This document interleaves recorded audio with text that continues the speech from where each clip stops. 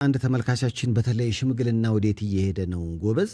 የሰርግ ወቅት ነውና አዲስ ልንጋባ ለምናስብ ድባቴ እየፈጠረብን ነው ስለ 1.5 ሚሊዮን ብሩ አበባ ምን ነው ዝም አላችሁ ብሎ አበባውንም ልኳል እኔ እንደውም አበባውን ራሱን የላከ መስሎ ነበር ለካ ፎቶን የላከው ይሄ ስንት ነው 1.5 ሚሊዮን ብር አበባ ቪትስ እንዴት ነው ነገሩ ወረ ጎበዝ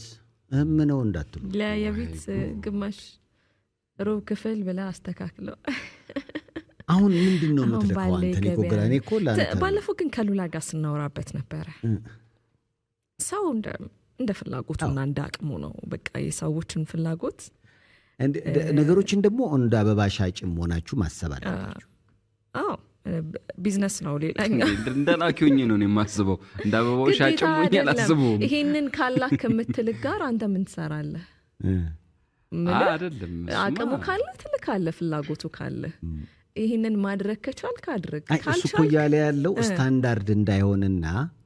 ለሱ ነው እንዳያጨናንቀኝ ስታንዳርድ አይሆንም ሰው በቃ እንደ ፍላጎቱና እንደ አቅሙ የሚኖርበት ዓለም ነውና ይሄንን ማድረግ በሚችሉትና ገንዘብ ባላቸው ሰዎች ስሜት ደግሞ እንትን ይመስላል አይደል ትንሽ እንደ ኮምፕሌክስ አይነት ነገር የተወሰነ እንትን ነው አይ ኖርማል ነው ምናልባት ተመልካቾችም ማሳብ መስጠት ይችላሉ ምንም የሁሉም አቅም አንድ አይነት አይደለም ስለዚህ ኑሮ ይሄ ተደረገ በቃ ላለው ሰው ምኞቱና ሐሳቡ ከሆነ በዚህ ላይ ሰርቶ ያገኘው ከሆነ በዛ መደሰቱ በጣም ደስ ይላል ልክ ነው ከዛ ውጪ ግን ዋናው መተኮር ያለበት እንዳበባው ትልቅነት ደግሞ የሁለቱ ተጋቢዎች ፍቅር ዋናው መተሳሰብ ፍቅራቸው ነው ልክ ምክንያቱም እኔ ቃለ መጠይቅ እንግዲህ ስንት ዓመት የሳረክ እና ብዙ ስኬታማ ትዳሮች ቀለል ባለ ሁኔታ የተጀመሩ እኔ ጥናት ሳረክ ቀለል ባለ ሁኔታው 20 ዓመት 15 ዓመት ወይ ደግሞ 25 ዓመት 40 ዓመት የሚባሉ ትዳሮች በአንድ ለስላሳ ቢራ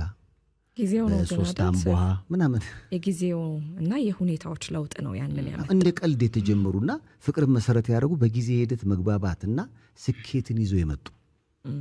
ትዳሮች አሉ ማለት እንደዚህ ሆኖ ስለተጋቡ ፌል ያደርጋል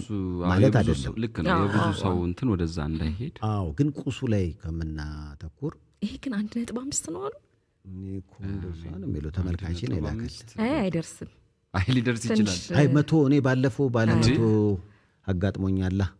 ሊደርስ ይችላል ባለመቶ ሆነ አይቻለሁ እንደዚህ ተደርጎ የሚሰጥ ለፍቅረኛሞች ቀን የሚሰጣጡት ራሱ 100 200 ምናምን ነው ይሄ ይደርሳል እስከ 400 500 ሺህ ሊደርስ ይችላል ግን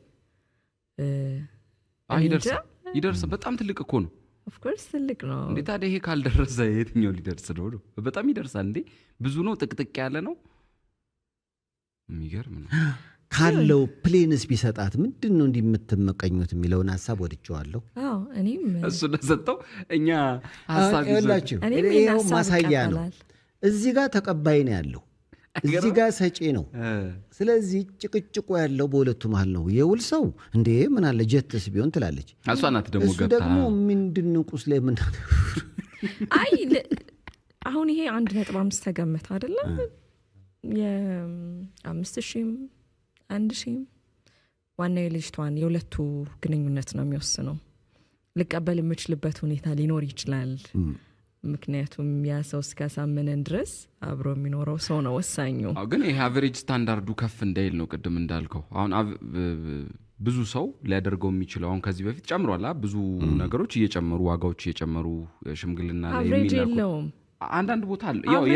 ይሄ ብር ነው የሚል ሳይሆን አቨሬጁ አንተ ነክ ነው ሁለቱ ሰዎች ናቸው እንዴት መሰለሽ ተጨናንቆ የሚያደርግም አለ አሁን አቨሬጅ ምለው በብር እኮ አይደለም 50,000 100,000 ተብሎ በቃ 100,000 የሚባል አይደለም ግን ስታስቢው ብዙ ሰው እንደው አቅም ያለው በጣም ሀብታም እንኳን ባይሆን መካከለኛ ኑሮ የሚኖር ሰው በፊት ከሚሰጠው ላይ አሁን ጨምሯል ገበያ ነፃ ማርኬት ላይ ነው ያለ ነው አቅምህን አገናዝበ መግዛት ትችላለህ ነው የኔ ፖይንት ማለት እንዳንሰቅለው ምክንያቱም ያለው ሰው ከዚህም በላይ ሊያደርግ ስለሚችል ማለት ነው የሌለው ደግሞ እንዳይጨናነቅ ነው የሌለው አለው አቅም ደግሞ 1000 ብርም 2000 ብርም ከዛም በታች አለ ማድረግ ደግሞ ግዴታ አይደለም ከሌላ ይቀራል እኔ ብዙ ሽምግልናዎች ትዝሉኛል ማን ነው አበባ የጀመረው ሰውዬ አይገርም እሱ እኮ ነው የሚያስበላ ይታወቃል ሰውየው በጣም አስበልቶ በፊት እኮ በጉ ነበር ትልቁ ትኩረቱ ግን አበባም እኮ ጥሩ ደስ የሚል ነገር ነው መጀመሩም ክፋት የለውም በዛ ላይ ደግሞ መተውም ይቻላል ነው የኔ ፖይንት ግዴታ ለምን እናደርገዋለን ግን የወሰውን እንጠይቃት አሁን ያለ አበባ እኔ ምንም አይ ዶንት ኬር ምንም አይመስለኝም አሪፍ በጣም እንደዚህ አይነት ነገር ግዴታ አይደለም ነው እኮ ካለ ኢትስ ኦኬ ካለ አስተያየት ያየው ነው ካለ ምን አለ ቢደረግ የሚሉት በአብዛኛው ሴቶች ናቸው ምንድነው እንደዚህ እርስ በርስ መወዳደር ዋናው ፍቅሩ ነው የሚሉት ወንዶች ናቸው አበባውን እያሰረው ያለው ሰውዬ ራሱ ተናዷል ለዚህ እያለ ነው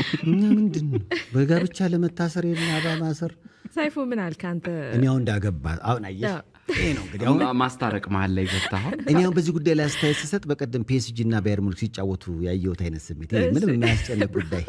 ሰብላይ ምክንያቱም 3 ሴት ልጆች ስላሉኝ እንደ እግዚአብሔር ፍቃድ እነሱም አበባ የሚያስልኩ ስለሆነ ጉዳዩ ጥሩ ነው ብቻ የሶስቱን ደሞ ሰብስቤ ወንድ ልጅ መስላለኝ በሱ እንዳልመልስ እንጂ አንዴ እሱም ልክነህ አሁን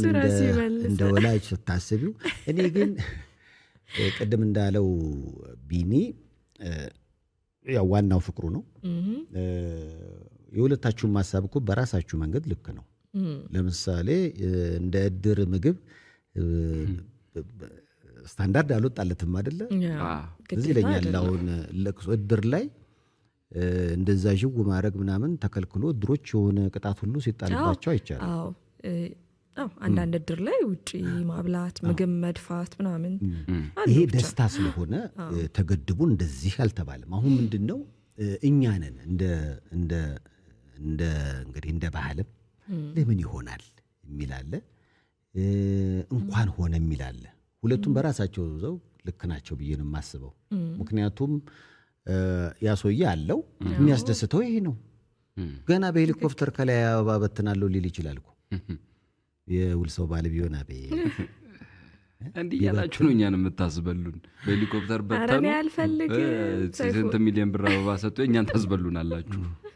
ለምን ትበላለህ ተበላን እንጂ ከዚህ በላይ ያንን የምትፈልግ እዛ ትሄድ ነው የኔ ፖይንት አይደል ሳይፉ አሁን ይጨርስበት እኔ ግን ብዙ ችግረኛ ባለበት ያን የምትፈልግ የሚሰጣት ጋር ትሄድ እኔ በሆን ነው የምልሽ ብዙ ችግረኛ ባለበት ሀገር ላይ የሆኑ ነገሮች አሁን ይሄ ከነጎዳ የሚጠወልግ ነገር ነው በጣም የተጠቀመው ሻጩ ነው እርግጥ ደስ ይላል በልክ ስለሆነ ነው እንጂ አነሰም ሐሳቡ ያው አበባ መስጠት ነው አይደለ ገንዘቡ በጣም ስለበዛ የተለየ መልእክት አለው ብዬ አላስብም ያው ነው በቃ አንድም አበባ ብትሆን ሚሊዮን አበባም ቢሆን ሐሳቡ ያው አንድ ነው ብዬ ነው የማስበውና ከዛ አንፃር እንደው አንተ ብትሆን ላላችሁኝ ገንዘቡን የተወሰነውን በቃ ይሄ አበባ